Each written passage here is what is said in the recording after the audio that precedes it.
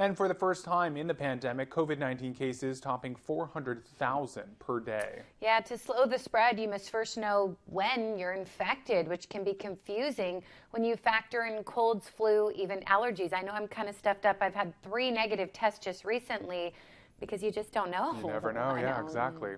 So in tonight's Health Minute, Manny Gaither goes over how you can spot the difference. COVID-19 cases at an all-time high.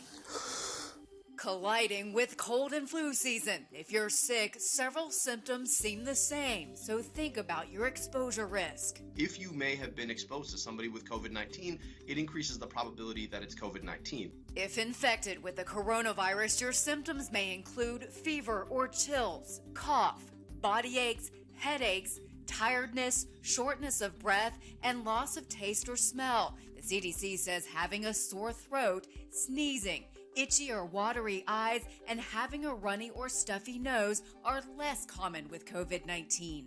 Even though with Omicron, it's less likely that you're going to lose your sense of smell or your sense of taste, those are really specific for COVID-19. And the second that seems to be a bit more common with Omicron given the data is a headache.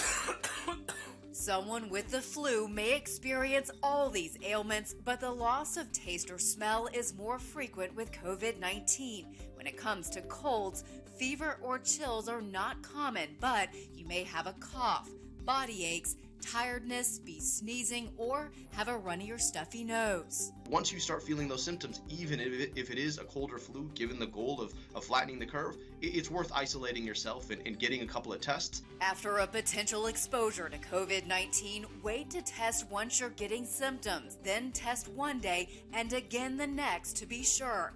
For Health Minute, I'm Mandy Gaither.